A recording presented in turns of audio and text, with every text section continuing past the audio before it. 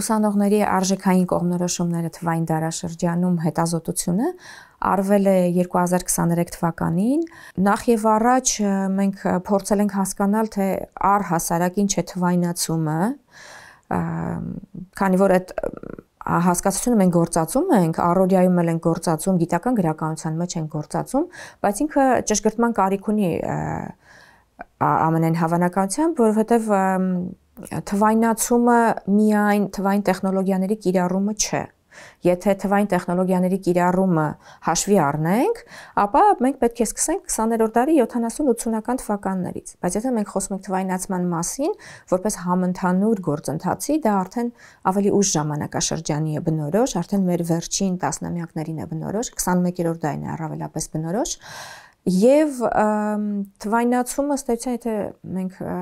քննարկելու լինենք իր փուլերը, թվայնացում, ինչպես արդեն նշեցի, հիմնական իր սկիզբը սկսվում է 70-80-ական թվականից, բայց դրանից ավելի վաղ էլ մենք նախապատրաստական փուլ կարծես թե ունենք, երբ որ արդեն տեխնոլոգիաները այնպիսի զարգացում են ստանում, որ սկսում են մուտք գործել հասարակական կյանքի տարբեր բնագավառներ։ 70-80-ական թվականներին արդեն համակարգչային տեխնոլոգիաների դարաշրջանն է, դրանից հետո սկսվում է անհատական համակարգիչների դարաշրջանը։ Արդեն անհատական համակարգիչներից ելնելով մենք կարող ենք անհատական համակարգիչների տարածման փաստը ամրագրելուց մենք կարող ենք արդեն խոսել թվայնացման ավելի գլոբալացման հետ։ Եվ զուր չէ, որ այս հասկացությունը գլոբալացում հասկացությունը եւս գործածեցի, որովհետեւ թվայնացումը եւ գլոբալացումը ինչ որ մի պահի համընկան այս երկու գործընթացները եւ ներկայումս գլոբալացումը եւ թվայնացումը միասնական գործընթացներ կարծես թե լինեն։ Իրենք մեկը մյուսին պայմանավորեցին, բայց այժմ թվայնացման դարաշրջանում մենք խոսում ենք թվային տեխնոլոգիաների գլոբալ կիրառման հետ։ Եվ սա արդեն վկայում է այն մասին, որ թվայնացումը դուրս է եկել զուտ տեխնոլոգիաների ոլորտից, մտել է հասարակական կյանքի տարբեր բնագավառներ, քաղաքականություն, տնտեսություն, արդեն մուտք է գործում նաև արժեհամակարգ, իրենով պայմանավորում է վարքի նմուշներ, կարծրատիպեր են սկսում ձևավորվել եւ արդեն թվայնացումը վերածվում է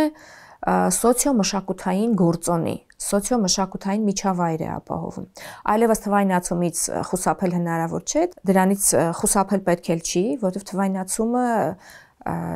բնական տրամաբանական գործընթաց է մարդկության զարգացման եւ ինքը որոշակի կարևոր հանգրվանի հասցնելու է, բայց դրան հաջորդելու է այլ դարաշրջան։ Հաջորդ նոր փուլ է մարդկության զարգացման մեջ, որին հաջորդելու է եւս մի փուլ։ Դա նորմալ տրամաբանական ընթացքն է մարդկության զարգացման եւ հետեւաբար թվայնացումը, թվային տեխնոլոգիաների համընդհանուր գործածումը մենք պետք է դիտարկենք որպես փաստ։ Դրանից հետո մենք արդեն պետք է խոսենք այն մասին, թե իսկ այդ փաստը որքանով է դրական եւ որքանով է բացասական, որովհետեւ եւ դրականը եւ բացասականը ակնհայտ են, բայց իրենց հետևից բերող եկող գործընթացները երբեմն արդեն մնում են կարծես այսբերգի ներքևում, այդ չերևացող մասում են կարծես երևում, եւ այստեղ էլի կան տարընթերցումներ, անհրաժեշտությունը թվայնացումը, թե ոչ։ Թվայնացումը դիտարկում են որպես մեծ տվյալների համընդհանուր կիրառում, գլոբալ կիրառում։ Փիլիսոփայական տեսանկյունից թվայնացման մարդաբանական տեսանկյունն է դիտարկվում եւ արդեն այստեղ է, որ մենք խոսում ենք արժեհամակարգերի մասին, բայց այստեղ է, որ մենք խոսում ենք նաեւ տարբեր սերունդների մասին։ Այսինքն, երբ որ մենք սկսում ենք դիտարկել նաեւ իսկ ինչ է իրենից ներկայացնում ուսանողի արժեքային համակարգը թվային դարաշրջանում, մենք նաեւ պետք է հասկանանք իսկ ուսանողների որ սերնդի հետ մենք գործ ունենք, որովհետեւ գոյություն ունեն նաեւ այլ սերունդներ, արդեն սերունդների հերթափոխություն գոյություն ունի եւ այն ինչ որ խորթ էր ինչ որ մի սերնդի համար, արդեն ինքնին հասկանալի եւ բնական է հաջորդ սերնդի համար։ Այստեղ իհարկե տեղին է հիշել այն սերունդների չհասկացվածության կամ տարակարծությունների խնդիրը, այդ մշտապես է եղել եւ բնականաբար նոր երևույթ չէ, որ նոր սերունդը փոքրինչ դժվարությամբ է հասկանում ավագ սերնդին, ավագ սերունդն էլ փոքրինչ դժկամությամբ է արտահայտվում երիտասարդ սերնդի մասին։ Դա միշտ է եղել մարդկության պատմությանը ուղեկցել համենայն դեպս գրավոր աղբյուրները, երբ որ մենք ուսումնասիրում ենք, արդեն հին եգիպտական պապիրուսներում մենք տեսնում ենք տեքստեր, որտեղ ավագ սերունդը դժգոհում է երիտասարդ սերնդից եւ նրանց ազատամտությունից, նրանց ավագ սերունդներին չհասկանալուց, նրանց հարգանքի բացակայությունից, այնպես որ այդ ամենը միշտ եղել է։ Ներկայումս մենք որտեղ ենք մենք գտնվում։ Այսինքն աշխարհը որտեղ է գտնվում, այդ հարցադրումները նախ պետք է անենք եւ որտեղ ենք մենք գտնվում, Հայաստանը։ Մենք եթե դիտարկելու լինենք համաշխարհային կտրվածքով սերունդների դասակարգում, այդպիսի դասակարգում գոյություն ունի։ Այսինքն գոյություն ունի սերունդների տեսություն։ Այդ տեսությունը իր վիճելի կողմերով, իր թերի կողմերով, խոցելի կողմերով, լրացումներով համենայն դեպս իր տեղը արդեն գտել է ոչ միայն գիտական գրականության մեջ, այլև հրապարակախոսության մեջ։ Որտեղից է այս սերունդների խնդիրը գալիս, սերունդների փուլերի սերունդների բաժանման խնդիրը 1991 թվականին ամերիկացի հեղինակներ, ժողովրդագրագետ մի քանի պատմաբաններ, նրանք առաջադրեցին, որոնցից ամենահայտնին Շտրաուսն էր, առաջադրեցին սերունդների տեսությունը եւ այդ տեսությունը դիտարկում է մարդկության պատմությունը, դա իհարկե իրենք 20-րդ դարը ուսումնասիրեցին, որովհետեւ ավելի մեծ տվյալներ, ավելի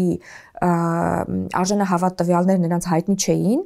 ապրում են 20-րդ դարում եւ բնականաբար 20-րդ դարի մասին ավելի շատ պատկերացում ունեն եւ սկսեցին 20-րդ դարը ուսումնասիրել սերունդների զարգացումը, մարդկության պատմության փուլերի հերթափոխություն նրանք դիտարկեցին որպես 80 տարիներից բաղկացած ցիկլեր։ Եվ յուրաքանչյուր ցիկլի, այսինքն յուրաքանչյուր 80 տարի բաժանվեց 20 տարվա յուրաքանչյուրը ձևավորում, զարթոնք, ճգնաժամ եւ անկում, եւ յուրաքանչյուր 80 տարվա մեջ առանձնացվեց 4 փուլ։ Առաջին փուլը անվանվեց լուր սերունդ։ Այս 1923-ից 1943 թվականներին ծնվածներն էին, որոնց արժեհամակարգը ձևավորվում է մինչև 1953 թվականը։ Բնականաբար այս թվերը պայմանական են, որովհետև 53 թվականի ձևավորումը եւ 54 թվականի ինչ որ արժեքի ձևավորումը, դրանք այդքան հստակ սահմանազատում մենք չենք կարող դնել նրանց միջև։ Պայմանական է, ընդ որում բաժանումներն էլ նրանք դիտարկեցին, տարածեցին այդ բաժանումները Միացյալ Նահանգների պատմության վրա, վերցնում էին պատմական որևէ կարևոր իրադարձություն կամ մի շարք իրադարձություններ մեկը մյուսով պայմանավորված եւ դիտարկում թե այդ պատմական իրադարձությունները որքանով են անդրադարձել այդ ժամանակահատվածում ապրող մարդկանց արժեքների եւ վարքի նորմերի վրա։ Ու այդպես պայմանական առանձնացումներ կատարեցին 1943 թվականին ծնվածները անվանվեցին լուր սերունդ, այս սերնդին բնորոշ էին անխոնջ աշխատանքի ձգտումը, նպատակասլացությունը եւ միգուցե դա էր պատճառը, որ նրանց լուր անվանեցին, որովհետեւ հաղորդակցման տեսանկյունից փոքրինչ փակ սերունդ էր այս սերունդը։ Նրանց հաջորդում են 1943-1963 թվականին ծնվածները, որոնց արժեհամակարգը ձևավորվում է մինչև 1973 թվականը։ Նրանց անվանեցին baby boomer-ներ, արդեն առավել բնորոշ են նպատակասլացությունը առավել սրված ձևով, բնորոշ են սեփական անհատական նպատակների առաջ մղումը, ակտիվությունը։ Նրանց հաջորդեց արդեն 1963-ից 1983 թվականին ծնվածները այս սերնդին անվանեցին X սերունդ, այստեղ արդեն անցում կատարեցին լատինական այբուբենին, X սերունդ նրանց անվանեցին, որոնց հաջորդում են Y սերնդի ներկայացուցիչները կամ միլենիումները, նրանք 1983-2003 թվականին ծնվածներն, այսինքն 20-րդ դարի վերջին, 21-րդ դարերի սահմանագծին ծնված ապրողները եւ արդեն 2003-2023 թվականին ծնվածները, որոնց անվանեցին Z սերունդ։ Այսինքն այդ նշանակում է, որ 2023 թվականին Z սերունդը ոնց որ թե ամփոփվում է, զեց սերնդի ներկայացուցիչները մինչև 23 թվականով են ավարտվում, նրանց արժեհամակարգը առաջիկա 10 տարում պետք է ձևավորվի, իսկ արժեհամակարգը դեռ գտնվում է ձևավորման փուլում։ Բնականաբար հայտնի չափով պայմանական են այս բաժանումները։ Ներկայումս դե քանի որ լատինական այբուբենի տառերը արդեն ավարտվել են, սկսել էին վերջից, տառերը ավարտվել են,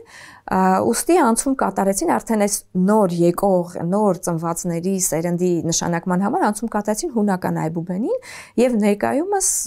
մեր երեխաները արդեն ալֆա սերնդի ներկայացուցիչներն են, ինչպիսին նրանք կլինեն մենք չենք կարող ասել, որովհետեւ զարգացումը վերջին տասնամյակում, վերջին 2 տասնամյակում բազմավեկտոր է եւ շատ բարդ է ասելը թե 20 տարի հետո մենք ինչպիսի սերունդ կունենանք, բայց նաեւ այստեղ է որ պատասխանատվության մեծ չափ գոյություն ունի, որովհետեւ մենք պետք է հասկանանք թե ինչ ենք ուզում ստանալ ապագայում։ Այդ ներկայիս Z սերունդը փոքր ժամանակ անց դառնալու են մեզ կառավարողները, կառավարող դրական իմաստով, այսինքն նրանք են զբաղեցնելու հասարակական տարբեր ոլորտներում տարբեր պաշտոնները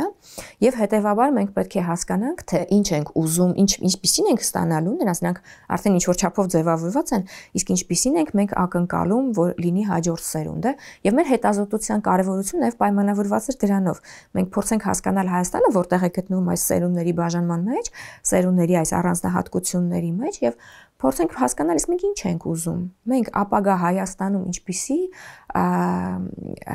ինչպիսի հասուն տարիքի մարդիկ ենք ուզում, որոնք էլ կձևավորեն նաև քաղաքականությունը, տնտեսությունը, այսինքն վեկտորի ընտրության հարցում արդեն նրանց արժեհամակարգն է էական նշանակություն ունենալու եւ այստեղ է, որ մենք հետաքրքիր պատկեր ստացանք։ Նախ եւ առաջ մեզ հետաքրքիր էր թե ինչպիսին է ներգրավվածությունը երիտասարդ սերնդի համացանցային իրականության մեջ, թվային տեխնոլոգիաներին, որքանով են տիրապետում, բնականաբար նրանք հրաշալի տիրապետում են թվային տեխնոլոգիաներին, նրանք շատ ազատ կողմնորոշվում են համացանցային աշխարհում, սոցիալական ցանցերում, եթե ընդամենը մի քանի տարի առաջ կային ուսանողներ, որոնք որևէ սոցիալական ցանցում գրանցված չեն, ապա հիմա այդ բոլոր հարցվածների մեջ որևէ մեկը չկար, որ գոնե մեկ ցանցում գրանցված չլիներ։ Շատ ավելի մեծ թիվ էին կազմում այն ուսանողները, ովքեր մի քանի ցանցերում միաժամանակ են գրանցված, եւ բնականաբար մենք այստեղ կարող ենք խոսել նաեւ տարբեր դիմագծերի մասին, որովհետեւ ելնելով այդ ցանցերի կոնտենտից, նրանց բովանդակությունից մենք նաև տարբեր տեսակի օգտատերերի ենք ստանում։ Մարդը նույնն է, բայց ինքը տարբեր կերպով է ներկայացվում տարբեր սոցիալական ցանցերում։ Մեր բոլոր ուսանողները, հարցված բոլոր ուսանողները գրանցված են սոցիալական ցանցերում։ Այն հարցին թե որքան ժամանակ են նրանք անցկացնում սոցիալական ցանցերում, կեսից ավելին անցկացնում է իր օրվա ժամանակի 1/4-ը։ Իսկ թե ազատ ժամանակի որքան ժամանակն են նրանք, որքան հատվածն են նրանք անցկացնում համացանցում, միայն չասեմ սոցիալական ցանցեր, եւ համացանցում նրանք նաեւ տեղեկատվություն են որոնում, նրանք նաեւ սովորում են, որովհետեւ ներկայումս արդեն առցանց դասընթացներն են շատ մեծ տարածում գտել, որոնք ընդ որում հետաքրքիր է, որ արդեն մրցակցության մեջ են համալսարան, ավանդական ակադեմիական համալսարանների հետ, ազատ ժամանակի կեսը նրանք անցկացնում են թվային տիրույթում, բայց հետաքրքիր մի եւ նաեւ ուրախալի պատկեր ստացվեց, երբ որ մենք նրանց հարցրել ենք, թե ինչպես կգնահատեն նրանց համացանցի ազդեցությունը իրենց արժեհամակարգի վրա, կեսից պակասը նշել է, որ համացանցը իր արժեհամակարգի վրա ազդեցություն չունի, բայց այստեղ մի փոքր ամենայն հավանականությամբ խորամանկել են մեր ուսանողները, որովհետև հետագա հարցերում թե իրենց կարծիքով ինչն է, որ ինստիտուտն է, որ ազդում է նրանց արժեհամակարգի ձևավորման վրա, մեծամասնություն նշել է ընտանիքը, հետո ընկերական շրջապատը, այնուհետև համացանցը, հետո գալիս են արդեն բուհերը, եւ շատ ցավալի պատկեր է մեզ համար։ Բուհերը, որ մենք չենք հարցրել ուսանողներից բացի աշակերտներին, դպրոցների սովորողներին, ենթադրում եմ, որ այստեղ պատկերը մի փոքր ավելի տխուր կարող է լինել, որովհետեւ նոր սերունդը ավելի շատ է տարված համակարգիչներով, համացանցով, նաեւ այդտեղ ավելանում են համակարգչային խաղերը։ Իսկ խաղերը նրանց թույլ են տալիս ստեղծել այլ իրականություն, եւ այդ իրականության մեջ նրանք հաղթանակներ են տանում, նրանք մասնագիտություններ են փորձում,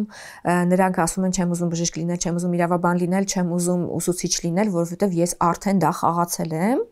եւ դա ինձ հետաքրքիր չէ,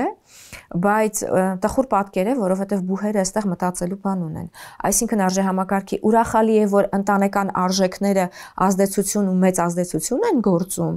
բայց մենք արդեն հասկանում ենք, որ այդ նրանով է պայմանավորված, որ մենք դեռևս փոքրինչ ավանդական հասարակություն ենք։ Բայց մենք չգիտենք այդ ընտանիքներում ինչպիսի արժեքներ են գերակշռում։ Եվ այդ արժեքների տիրապետող այդ արժեքներով ապրող մարդը ինչպիսի որոշումներ հետագայում կարող է կայացնել, այստեղ մեզ համար փակ է։ Իսկ բուհերը անելիք ունեն, բայց հետաքրքիր է, որ դա պայմանավորված է նաև նրանով, որ մեր հասարակությունը մեր երիտասարդը պետական մտածողության տեր երիտասարդ չի, անհատապաշտ է ավելի շատ։ Դա պայմանավորված է նաև մեր պատմական առանձնահատկություններով։ Մենք ավելի շատ տարվել ենք ընտանեկան արժեքներով, մենք ավելի շատ ապրել ենք ընտանիքում, փոքր խմբերով, եւ դրա համար մեծ խումբը, պետությունը մեզ համար որպես արժեք եւ որպես արժեք ստեղծող եւ հարգանք ներշնչող ինստիտուտ մեծ չափով նշանակություն չի ունեցել։ Այսինքն այստեղ պետական քաղաքականության թերությունը նաև մենք կարող ենք նկատել եւ հետեւաբար եթե պետությունը ուզում է որ վաղը մենք ստանանք պետական մտածողությամբ քաղաքացի, ուրեմն նաև համապատասխան ռազմավարություն պետք է մենք ունենանք։ Մենք ունենք ռազմավարություն, մենք թվային զարգացման ռազմավարություն ունենք, որը մշակվել է 2021 թվականին բարձր արդյունաբերության նախարարության կողմից, բայց թերություններ այստեղ կան եւ այդ թերությունները ամենայն հավանականությամբ անհրաժեշտ է մի փոքր ավելի տարածել, մի փոքր ավելի հետևողական քաղաքականության հետևանքով տարածել, բուհերը եւս պետք է այստեղ մշակեն իրենց ռազմավարությունները, դրան համապատասխան ռազմավարություններ։ Դրա պայմաններից մեկը բուհերում որոշակի հումանիտար մասնագիտություններ կան, այդ մասնագիտությունները էթիկան օրինակ կա, բայց էթիկան, էսթետիկան, այսինքն այնպիսի դասընթացներ, որոնք կնպաստեն հենց արժեքային կողմնորոշումների առավել զարգացմանը եւ առավել հետևողական տարածմանը։